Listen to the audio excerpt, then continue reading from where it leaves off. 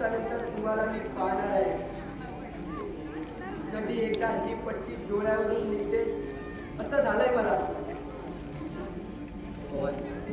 काही करू नको. डॉक्टरांच्या सल्ल्यानुसारच चालावं लागेल.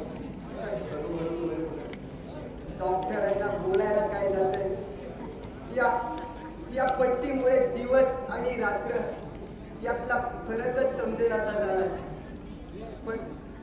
पण तात्या खरंच दिसेल ना मला? अरे हा, तुला नक्की दिसेल. अरे आपण चांगल्या डॉक्टरना दाखवलाय. अरे त्यांनीच तुला ऑपरेशन केलंय. आणि जर त्यांना काही प्रॉब्लेम वाटला असता तर त्यांनी घरी पट्टी सोडायला सांगितली असती का? कोण बघतोय? ज्याने कुणी माझी आणि निशाची ही अवस्था केली त्याला जिवंत सोडणार नाही मी. नाही पवन, नाही. आता तू काही करायचं नाही. जे करायचंय ना ते मी करणार. 15 वर्षानंतर माझ्या बहिणीचं मला प्रेम मिळालं. माझी बहीण मिळाली होती. पण जय, स्वतःला सांभाळ रे जयंत.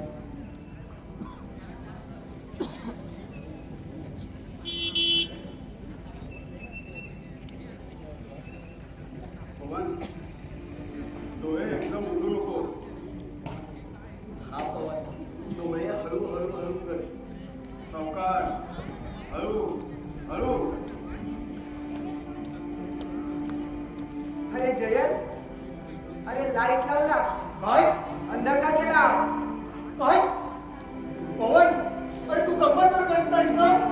गंमत? अरे गंमत तर तुम्ही करताय माझी. म्हणजे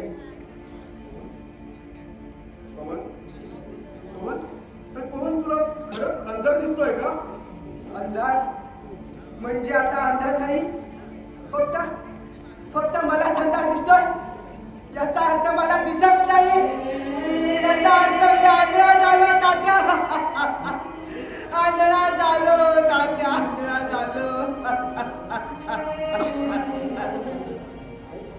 अरे पवन, तू आंधळा होऊ शकत नाही. मी कुणालाच पाहू शकत नाही रे जयंत, कुणालाच पाहू शकत नाही. पवन, अरे माझ्या राजा, अरे स्वतःला त्रास करून घेऊ नकोस रे. सर्व काही ठीक होईल.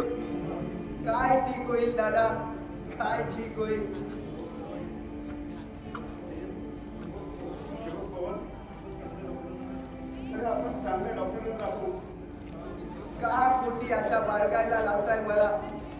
हे ऑपरेशन पण चांगल्याच डॉक्टरने केलं होतं ना.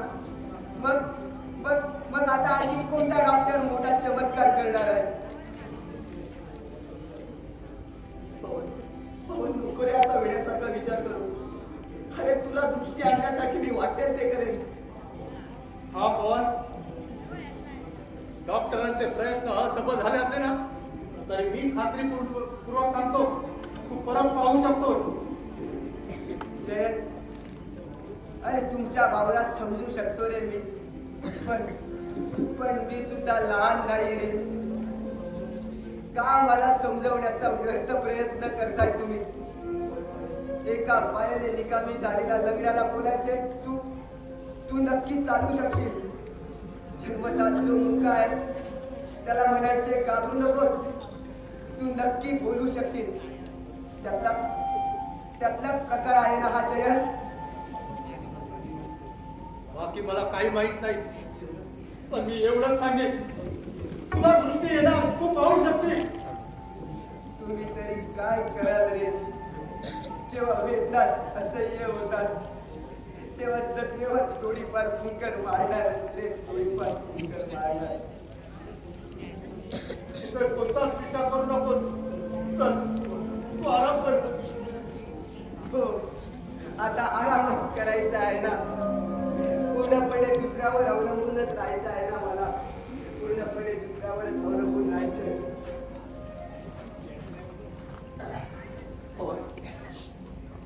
नको रे असं बोलून. देवा,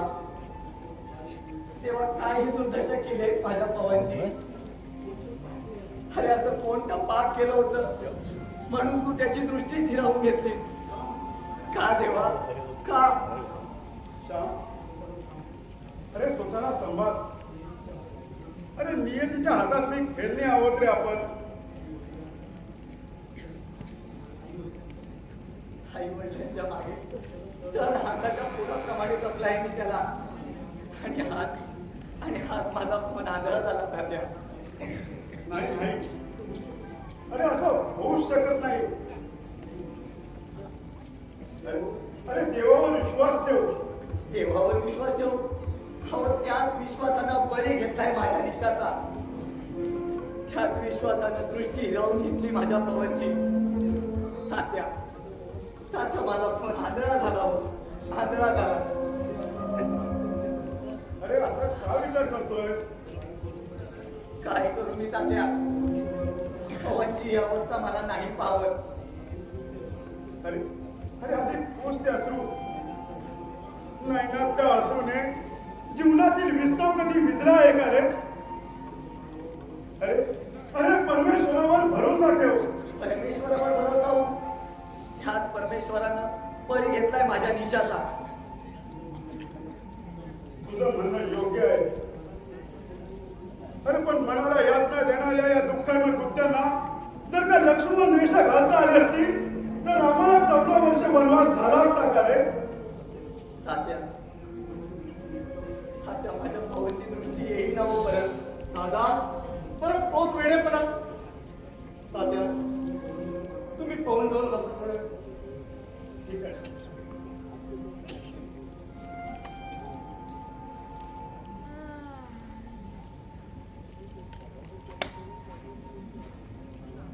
दादा अहो एवढे निराश कशासाठी? अहो पवन आणि निशाच्या आघातापासून काय अवस्था करून घेतली तुमची. काळाने निशाला आपल्यातून दूर नेली आणि पवनचा आंधळ केला. या आघाताने पूर्ण खचून गेलो आहे रे मी. जयंत पवन माझा प्राण आहे रे, प्राण आहे. आणि माझा कुणीच नाही. दादा अहो तुम्हीच जर असे खचलात तर आम्ही काय करायचं? पवन आणि निशा बरोबर मला माझ्या नंदिनीचं सुद्धा दुःख आहे. माझी नंदिनी सुद्धा सोडून मला काळात पडद्याआड झाली. पण तात्या मी काय करायचं? दादा मी काय करायचं सांगा.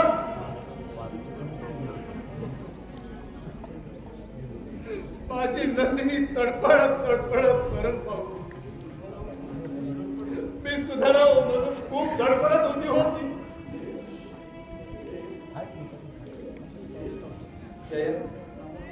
दादा तुमचे खूप उपकार आहेत माझ्यावर. मी उपकाराची परतफेड कशानेही करू शकत नाही. पण एवढं सांगितलं पवन ही दुनिया पाहू शकतो. मी प्रयत्न करेन त्याच्यासाठी आणि त्याची दृष्टी परत आणेन. म्हणजे तू काय करणार आहे? काहीही करेन पण पवनची दृष्टी परत आणेन. चला आतमध्ये आराम करा.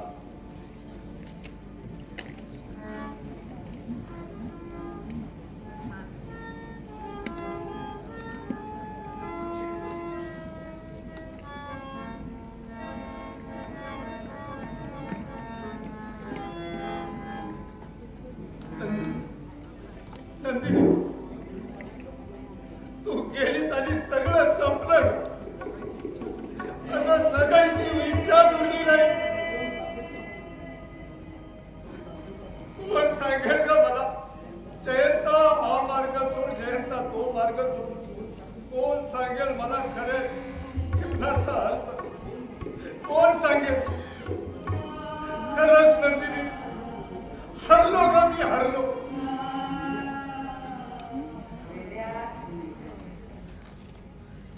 कोण? नंदिनी बोल श्री नंदिनी जयंत एवढ्या ठरला लढण्याआधीच मैदान सोडून पाहता.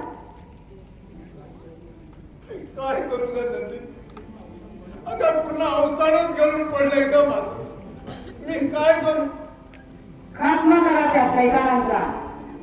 नंदिनी हे तू बोलतेस? एकेकाळी या गोष्टीपासून परावृत्त करण्यासाठी प्रयत्न करणारी नंदिनी.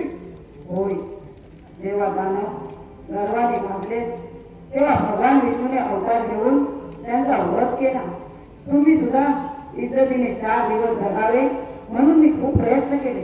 पण जेव्हा माणूसच हैवान होतो आणि कायद्याला न जुमानता मोकाट फिरतो तेव्हा त्याच्या कर्माची सजा देण्यासाठी नियतीला हवा असतो एक तुमच्यासारखा मोरा.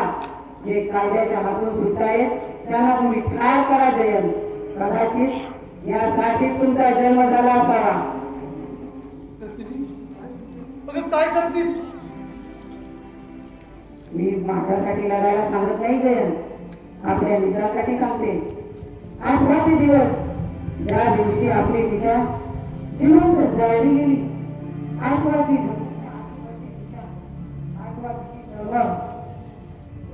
बस बस.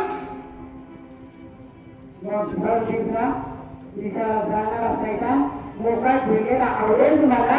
नाही, जिवंत चालत चालला. जयंत, अरे काय झालं ओरडायला? काही नाही दादा, सहज.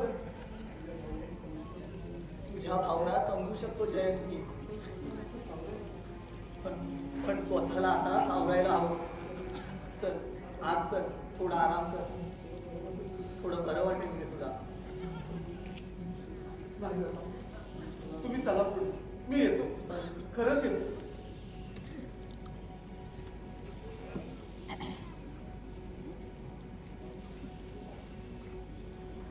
निशा,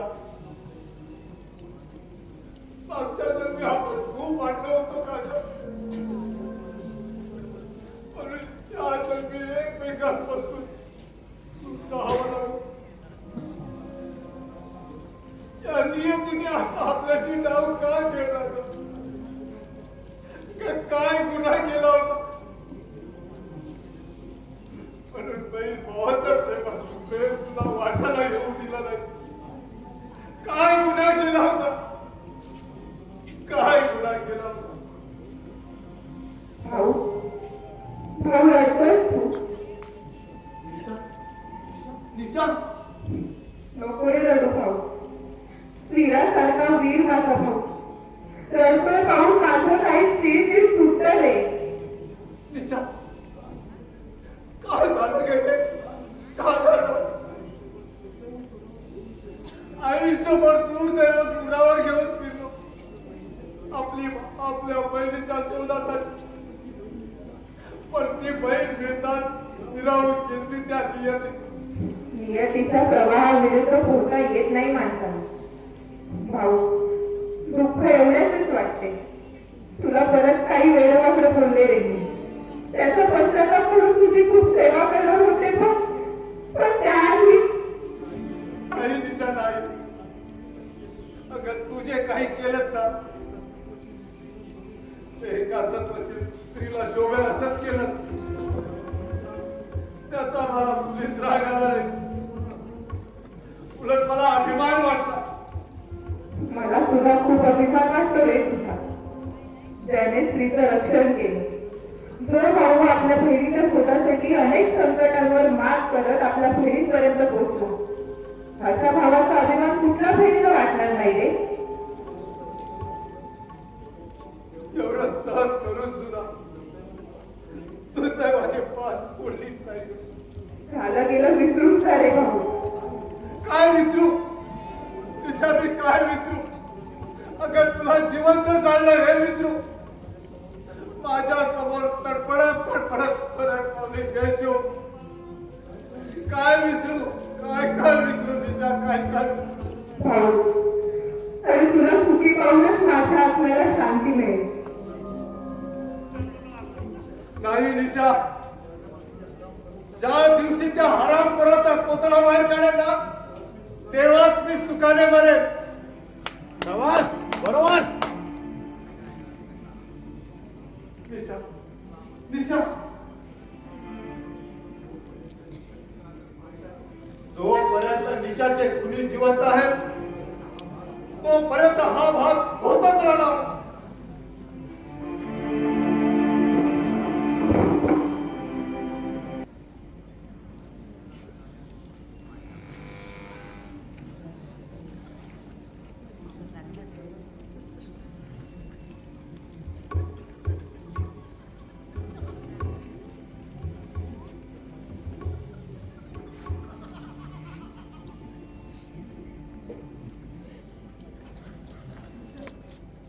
निशा तू या जगात नाही आहेस हे स्वतःला समजवण्याचा प्रयत्न करतोय का पण पटत नाही या वेळेला आम्हाला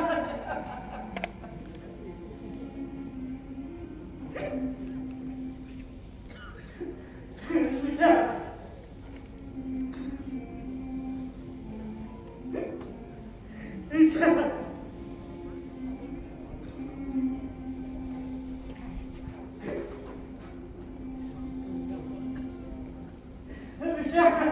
शांत हो शांत हो पोरा शांत हो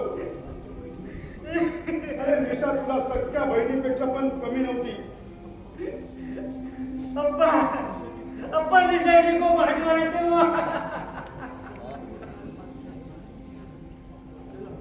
आणि आपल्याला हवी असणारी माणसं दूर जातात आणि दूर जाताना फक्त आठवणी ठेवून जातात कोणाची कोणी निशा स्वतःप्रमाणे दुसऱ्यासाठी सुद्धा एका जीवाप्रमाणे देवत राहिली कालोखातही लक्ष प्रकाश दिले मग अशा या पोरीची आठवण आल्याशिवाय कसं राहील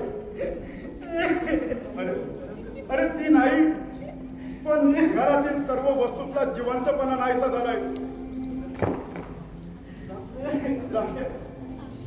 पोरा तू आतमध्ये जा जेवणाची तयारी कर मी येतो तुला मदत करायला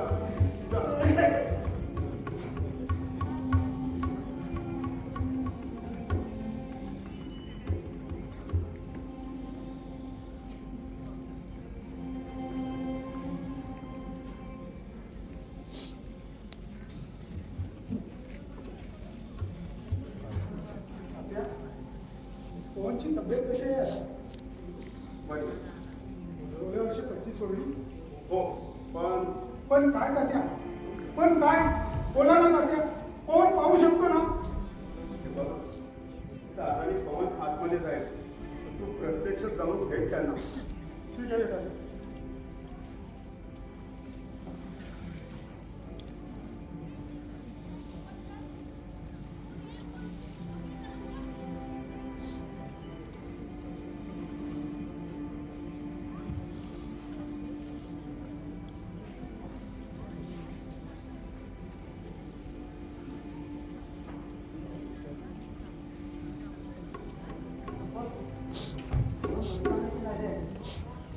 बाजारात जाऊन हो पण लवकर ये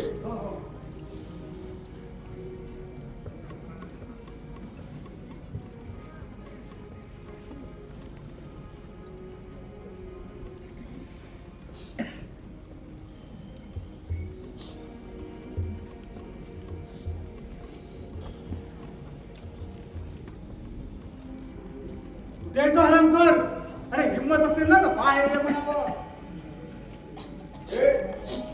एवढं ओरडायला काय झालं आणि तू इथे कसा अरे पोलिसांनी तुला अटक केली होती ना पोलिसांनी अटक केली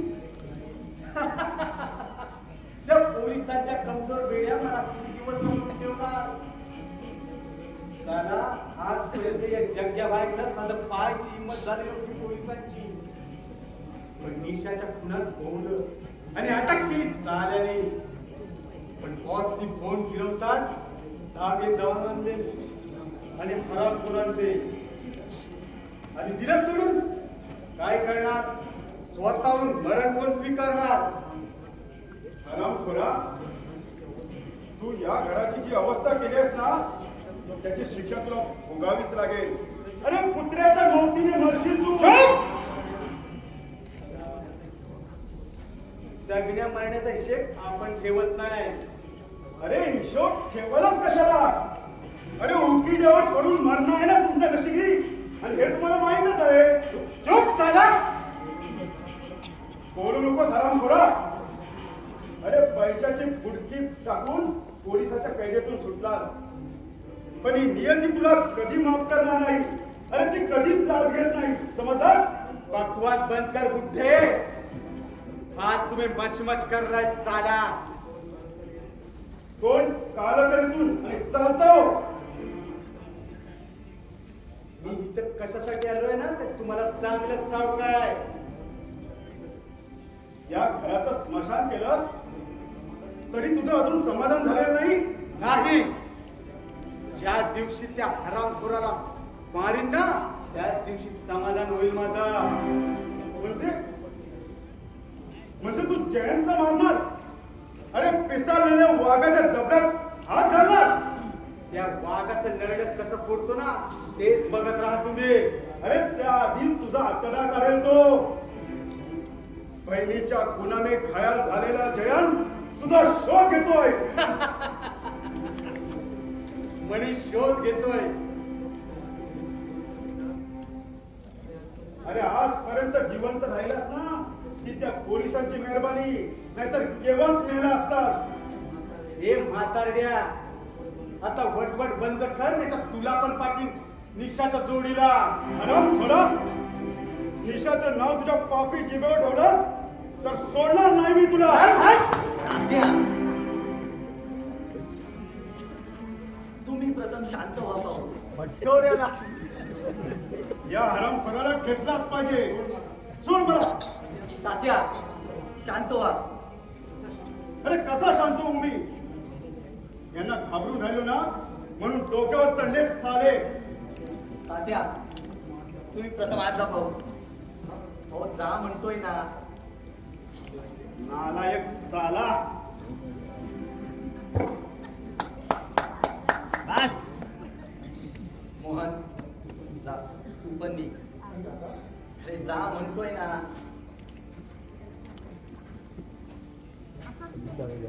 अरे आणखी काय करायचं ठरवलंयस तू? तुला हवंय तरी काय? जयंत, तो जयंत हवाय मला. हरामखोरा. अरे जयंत, अरे काय करतोस तू हे? सोड त्याला. नाही दादा, या हरामखोराने सगळं उद्ध्वस्त केलंय.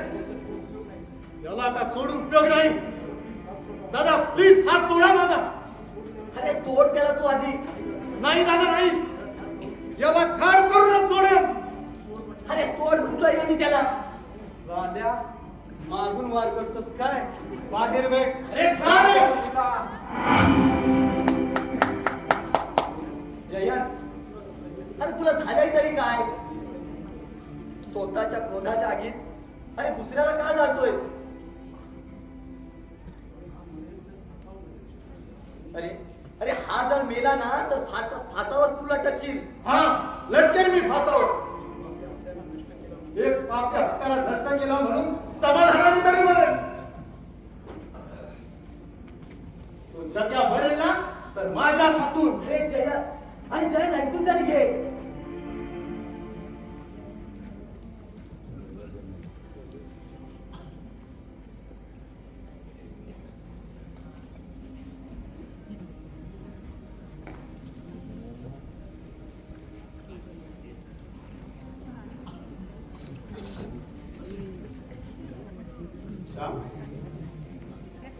का रे असा उदास का बसला?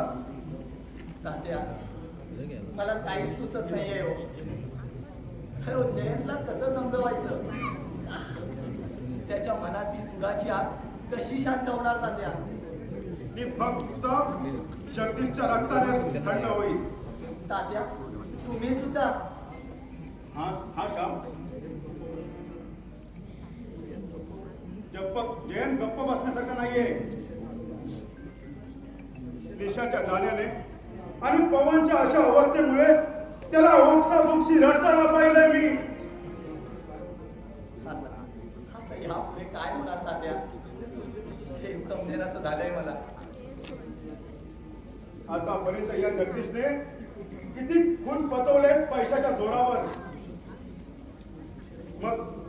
मग निशाचा खून सुद्धा तो असाच पचवेल पैशाच्या जोरावर. आणि आपण मात्र निशाचा खुनी फासावर कधी लटकणार याची वाटच बघत बसणार.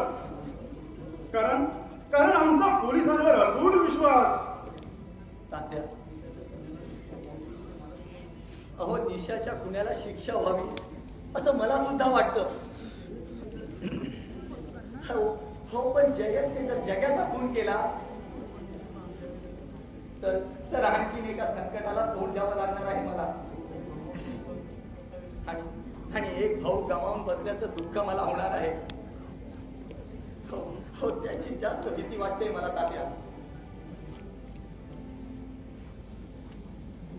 दादा दादा जयंतने जगदीशचा बसचा खून केला. अरे पण हे तुला कसं कळलं? मी स्वतः पाहिलं. अरे आता जयंत कुठे आहे? तिथेच अमर पाड्याजवळ.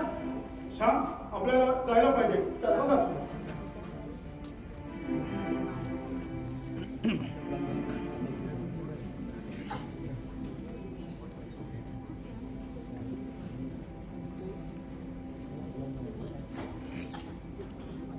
सकाळ उघडे ठेवून डोळे विस्फारून पाहिले.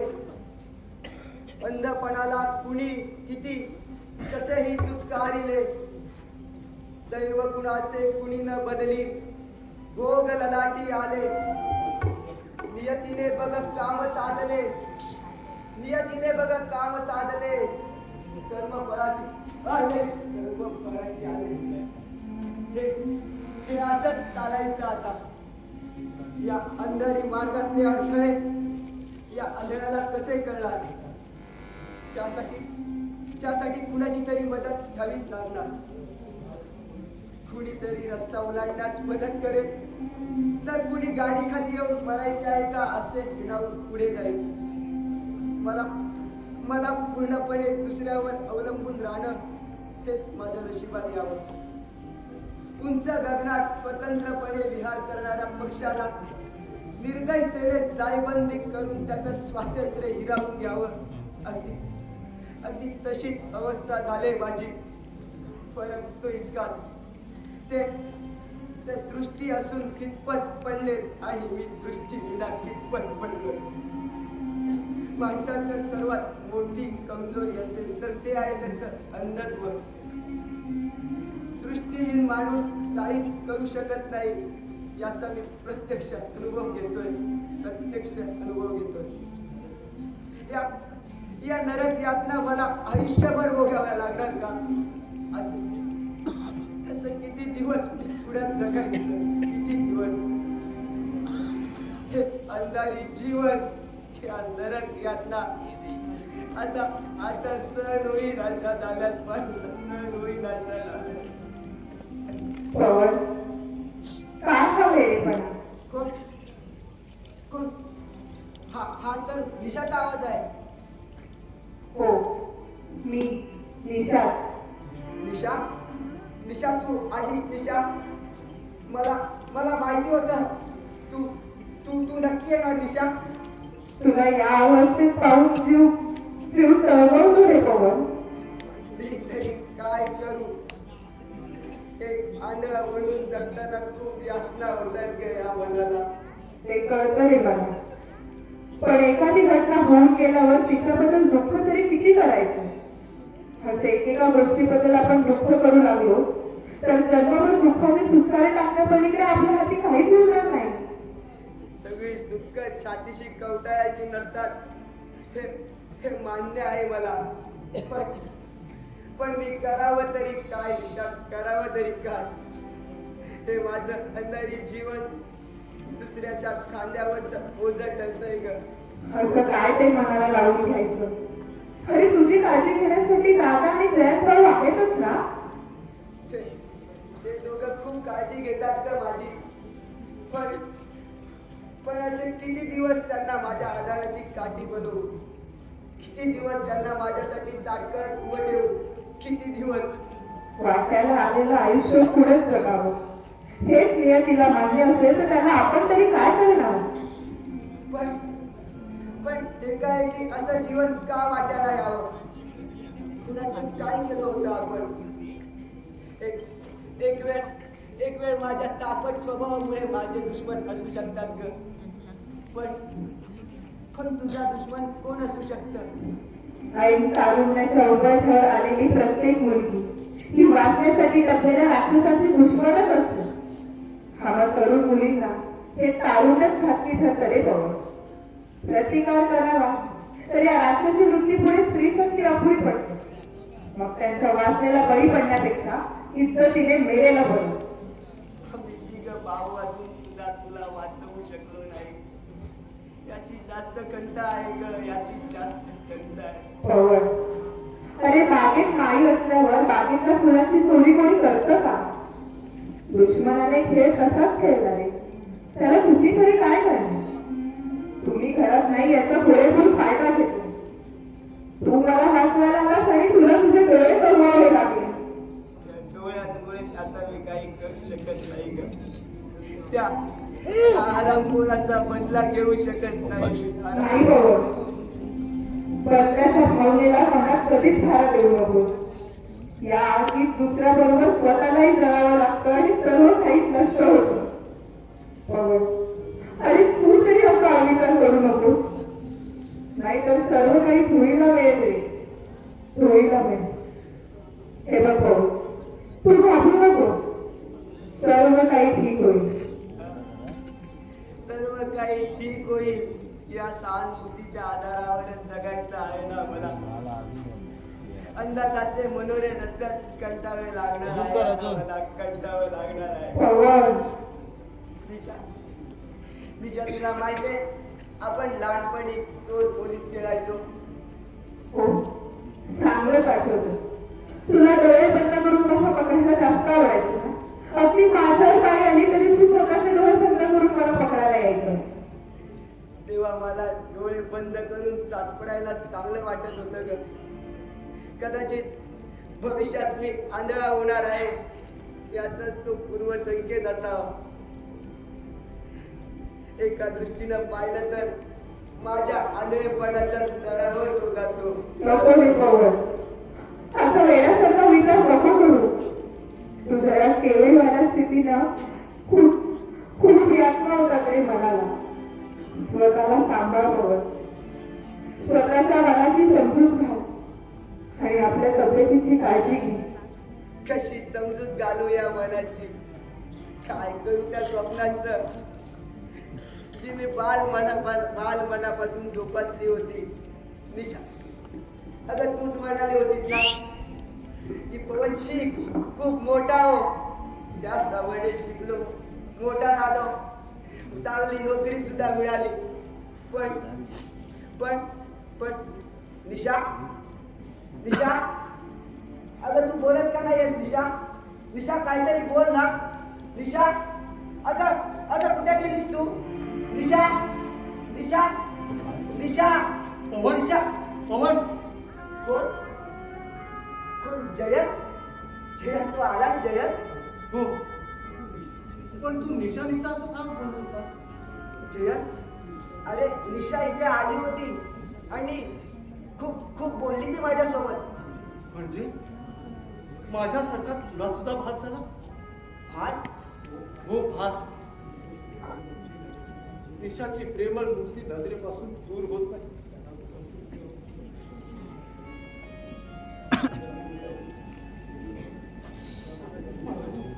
जागोजागी उभी राहून स्पष्ट शब्दात बोलण्याचा प्रयत्न करत असते माझी निशा.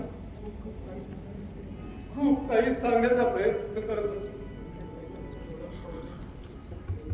हे सगळं मी उघड्या डोळ्याने पाहिलं. मग याला भास म्हणाव की आभास?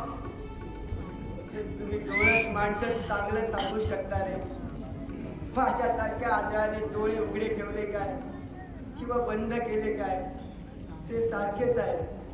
तुम्ही म्हणालात इथं कोणी आलं नव्हतं, तुझा भास होता, तरी त्याच्यावर मला विश्वास ठेवायलाच लागेल रे, ठेवायलाच लागेल. निसर्गातले विविध रंग शांत सावल्यात कशा दिसाव्या. निसर्गातले विविध रंग शांत सावल्यात कशा दिसाव्या. कल्पनेतही रमून जावे खोट्या कशा ठराव्या. अंधाराची सोबत मजला, अंधाराची सोबत मजला उगाच ज्योती जळाव्या.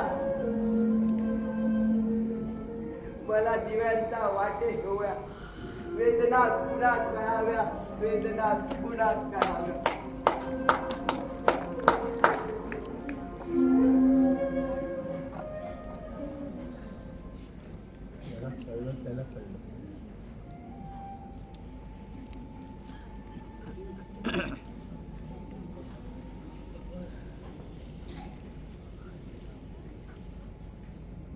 जयंत, अरे तू काय केलं आहेस?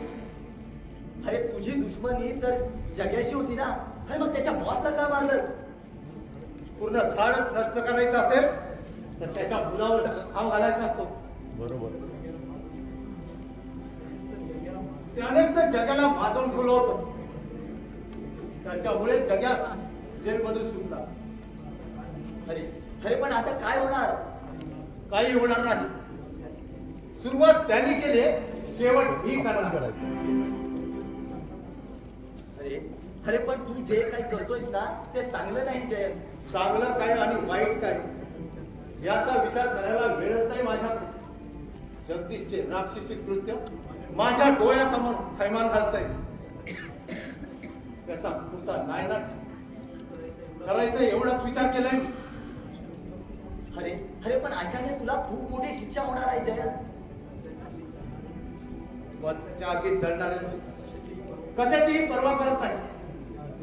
पण ते ज्या आगीत जळतात त्या आगीचे चटके इतके यातना देणारे असतात की त्यांना कशाचंही भय नसतं. अरे अरे पण तुला शिक्षा झाली तर एक भाऊ गमावल्याचं दुःख मला होणार आहे. जे आपलं नव्हतं त्याचं दुःख तरी कशाला पाळायचं. तुम्ही मला आपलं मानले, भावाप्रमाणे प्रेम दिलं, एवढ्यातच मी धन्य झालो. मी तुझ्या भावना समजतो जयंत. अरे विशिष्ट पद्धतीत जन्माला आली नाती ही रक्ताच्या नात्यापेक्षा अचूक असतात. ती सहजासहजी नाही तोडता येत जयंत. नातं तोडा असं म्हणत नाही, पण ते रक्ताच्या नात्यासारखं जोपासतो सुद्धा नका. कारण त्याने तुम्हाला जास्त त्रास होईल. जयंत, जे झालं ते झालं, पण तू आता इथे जास्त वेळ थांबून काही उपयोग होणार नाही. हा दादा, कल्पना आहे मला त्याची. कोणत्याही क्षणी तिथे पोलीस येऊन मला अटक करतील याची चिंता वाटते ना तुम्हाला. तुम्ही काळजी करू नका दादा. शेवटपर्यंत मी पोलिसांच्या हाती येणार नाही. कारण नंदिनीची आत्मशक्ती माझ्या मागे उभी आहे. हे बघ जयंत, तुझ्या अति क्रोधामुळे तुला समजवणं सुद्धा कठीण आहे. थोडा वेळ इथेच बस, मी कमिशनर साहेबांना भेटून येतो. तेच यातून काहीतरी मार्ग काढतील. नाहीतर पोलीस आपल्या घरावर केव्हाही घेरा टाकू शकतात रे.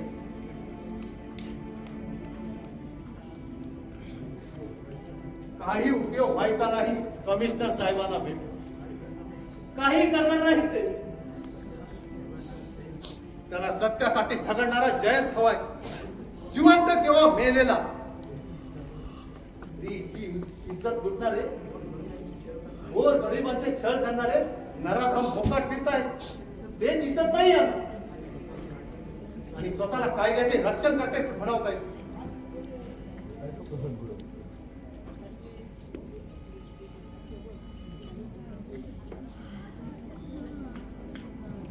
जया, अरे तू इथे का आलास? तू इथे थांबू नकोस माझ्या राजा. अरे तुला धोकादायक ठरेल ते. हो ना, मला जायलाच हवं.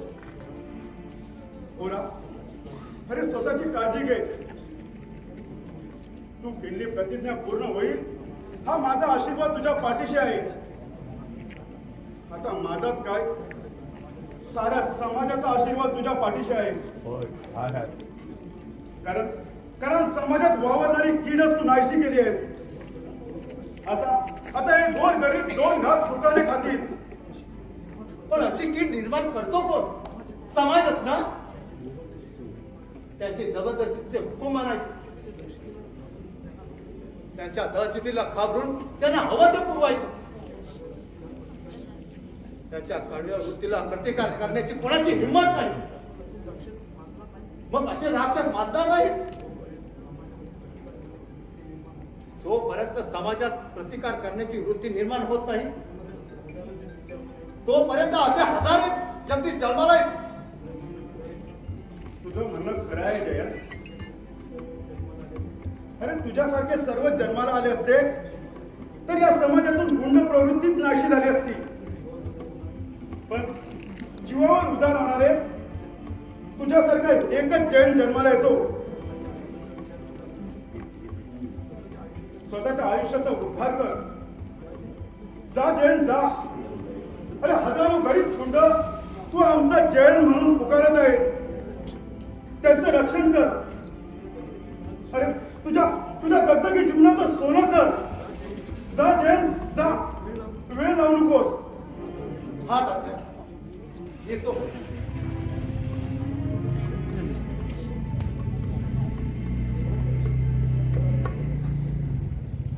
देवा देवा रक्षण कर या पुराचं. रक्षण कर या पुराचं. रक्षण कर या पुराचं.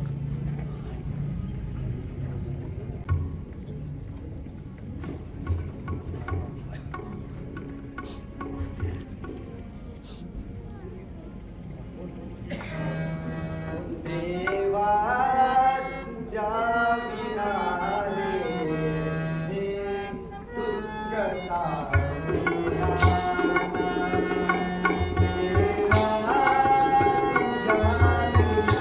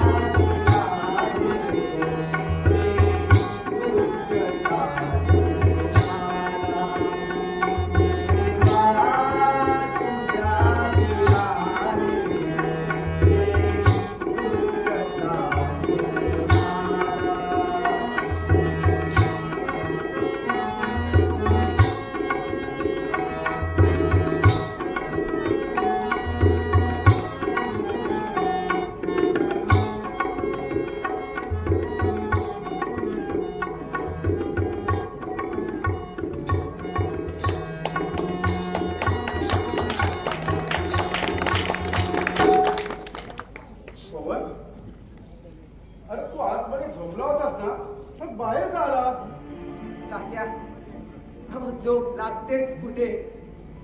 झोपण्याचा प्रयत्न केला की नको नको ते भास होत राहतात तात्या. अरे पवन, साऱ्या गोष्टींना कौटाळत बसू नको पवन. अरे असे भाग तुला होतच राहणार. तू काय जी लक्ष्मण रेषा घातलीस ना त्याच्या बाहेर पडण्याचा प्रयत्न कर तू. अरे मग तुला नक्कीच बरं वाटेल. विसर म्हणणं इतकं विसरणं इतकं सोपं असतं का तात्या?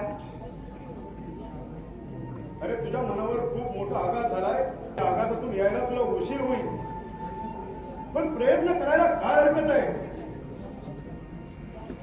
जे जन्मतात आंधळेपणाचा ठपका घेऊन जन्माला येतात त्यांचं वास्तविक जीवनाशी काही संबंध नसतो, पण तरी सुद्धा ते आपलं जीवन जगतच असतात ना रे. ते जन्मताच आंधळे असतात तात्या. जन्माला येतानाच परिस्थितीशी तडजोड करून जन्म घेत असतात. त्यांचा निसर्गाशी काही संबंध नसतो तात्या. संबंध असतो तो फक्त अंधाराशी. निसर्गातले झाडं, वेली, रंगीबिरंगी फुले, नानाविध पक्षी कसे दिसतात हे त्यांना माहीत नसतं. फक्त त्यांची ते कल्पना करू शकतात तात्या. कल्पना करू शकतात. दुःखी होऊ नकोस पोरा. अरे तुझ्यासाठी दादाचे अपार प्रयत्न चालू आहेत. अरे सकाळी डोळ्यांच्या हॉस्पिटलमध्ये जाऊन मोठ्या डॉक्टरांना भेटून आले ते. अरे अरे तुला पुन्हा दृष्टी येऊ शकते, पण ते दृष्टी येईलच याची गॅरंटी नाही दिली ना तात्या. डॉक्टर देवाचा दुसरा अवतार मानला जातो. मग डॉक्टर आजाराला बोलेल का की तू लवकर मरणार आहेस ते? तुला बरं वाटेल असाच धीर देत राहणार ना ते? पवन पवन तू असा का विचार करतोय? कारण मी या काळ्या कुट्ट अंधारात गुदमरून जातोय तात्या. गुदमरून जातोय. वाटत या काळ्या कुट्ट अंधारात गुदमरण्यापेक्षा मरण परवडलं तात्या. मरण परवडलं. पवन अरे असं काही बोलू नकोस रे माझा राजा. चल तू आज जाऊन थोडा वेळ आराम कर. चल संध्याकाळी डॉक्टरकडे जायचंय आपल्याला.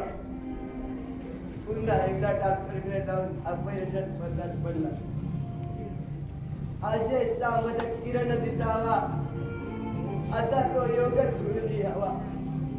अंधाराचे पटल चरुली रवी किरणांना वाव मिळावा. मनोरथांचे मनात मांडे शापवाला उष्टा पटरावा. भविष्यातली जमेल मोठी असा तो मनात सुधीला यावा. असा तो मनात सुधीला यावा.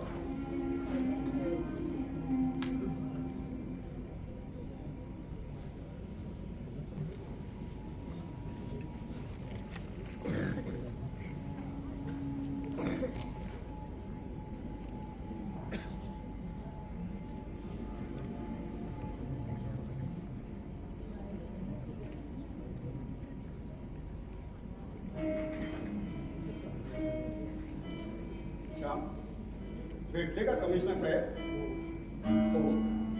काय म्हणाले ते? त्यांना जयंतच हवा आहे तात्या. काय? होय तात्या. कमिशनर साहेब म्हणतात मी काहीच मदत करू शकत नाही यात आपली. कारण जयंतने कायदा हातात घेतला आहे. तेव्हा त्याला पोलीस केव्हाही अटक करू शकतात. अरे अरे मग जयंत आता सावध करायला हवं. हे बघ तू आहे ना पवनची काळजी घे. मी बाहेर जाऊन येतो. हो तात्या.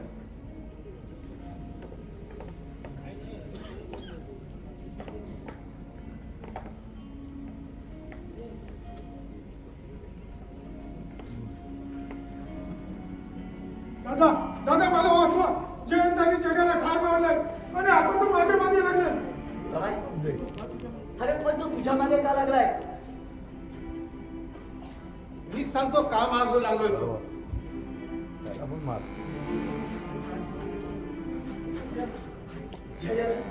अरे काय चालवलंयस तू हे? अरे तुझ्या क्रोधाच्या आगीत तू दुसऱ्याला का जाळतोय? अरे मोहनला का मारतोयस? अरे काय केलंय काय त्याने? काय केलंय या हरामखोराला विचारा. काय रे काय केलंयस तू?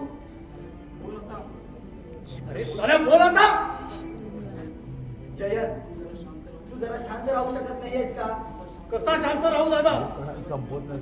ज्याला तुम्ही आपलं समजत होता त्या खाली तुम्ही याला जेवायला दिलं, त्या खाली छेद करणारा हा नरा राहून निघाला. म्हणजे अरे केलंय तरी काय याने? दादा, पवनला आणला करणारा आणि निशाला जिवंत जाळणारा दुसरा तिसरा पुढील हाच तो हरामखोर. काय? अरे जय पण तुला भेट तर लागला नाहीये ना? अरे हा का मारेल निशाला? कारण निशावर मोहन आणि जगदीश एकतर्फी प्रेम करत होते. निशा आपल्याला भाव देत नाही हे बघून तिचा घात करायचं ठरलं ह्या हरामखोराने. अरे जय, अरे काय बोलतोयस तू हे? माझा अजूनही विश्वास बसत नाहीये. विश्वास माझा सुद्धा बसत नव्हता दादा. मी आतापर्यंत जगाला निशाचा कुणी समजत होतो.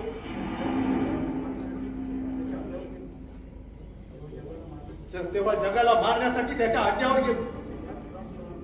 याच हरामखोराने जगाच्या सांगण्यावरून चालली माझ्या निशाला. हे सिद्ध झालं. एकत्र बसून दिवाळी साजरी करत होते हरामखोर. अरे मोहन, अरे मोहन, अरे मी हे काय ऐकतोय? अरे निशाचा बळी तू घेतलास. अरे बोल हरामखोरा. मोहन, हीच विश्वासघातकी. अरे काय बिघडवलं होतं तुझ्या निशाने? निशाला मारण्याचा माझा हेतू नव्हता. मी निशावर खूप प्रेम करत होतो, पण निशाने माझ्यावर कधीच प्रेम केलं नाही. तिनं माझ्या तोवाडीत मारून माझ्यातील राक्षसाला जागृत केलं. निशा माझी होणार नाही ही कल्पना सण होत नव्हती. त्यातच माझ्या दुखावलेल्या भावनांना जगदीशनी खत पाणी घातला. मी निशाला मारले तर जगदीश मला 1 लाख रुपये देणार होता. याच पैशाच्या लालचीपोटी मी सर्व भान विसरून बसलो आणि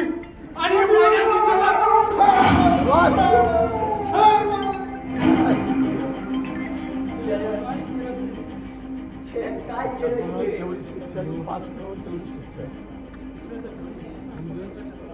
स्वतःच्या स्वार्थासाठी निशाचा बळी घेतला. त्या राक्षसाला ठार मारलं. पण आता घाबरू नका दादा.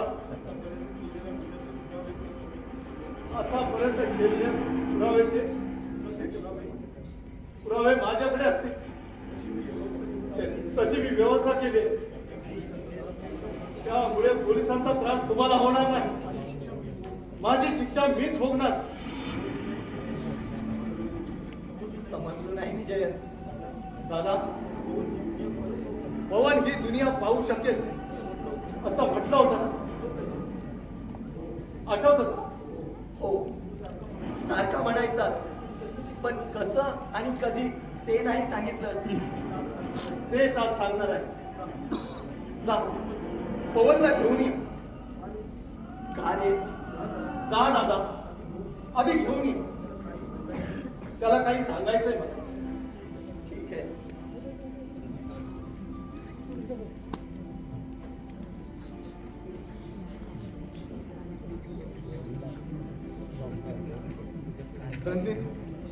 निशा, आज मी माझ्या प्रतितीतून मुक्त झालो. आता मी समाधानाने तुमच्याकडे येतो. नंदिनी, निशा, मला जवळ करा. येतोय मी, येतोय.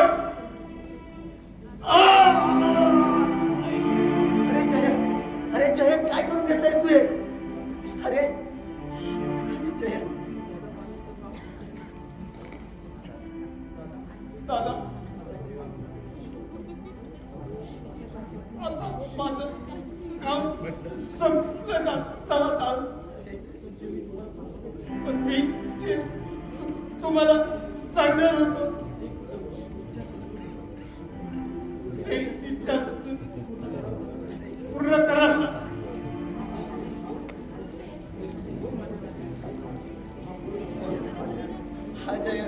बोल बोल माझ्या राजा. दादा, माझ्यावर खूप झाले. त्याची परतफेड करण्यासाठी माझ्या काहीच नाही. पण जे काही आहे ते माझ्या पवनसाठी देतो. दादा दादा नाही म्हणू नका दादा.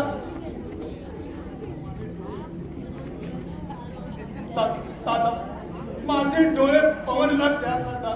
दादा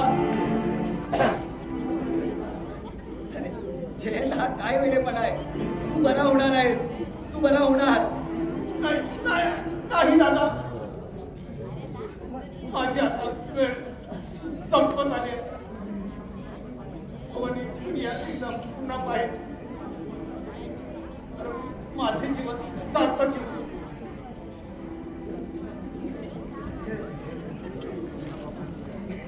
रडू नकोस माझ्या राजा.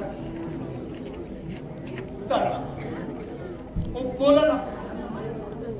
त्यांना माझे पवनला. जयंत, दादा हे उपकाराचे ताण समजून त्यांना माझ्या पवनला डोळे.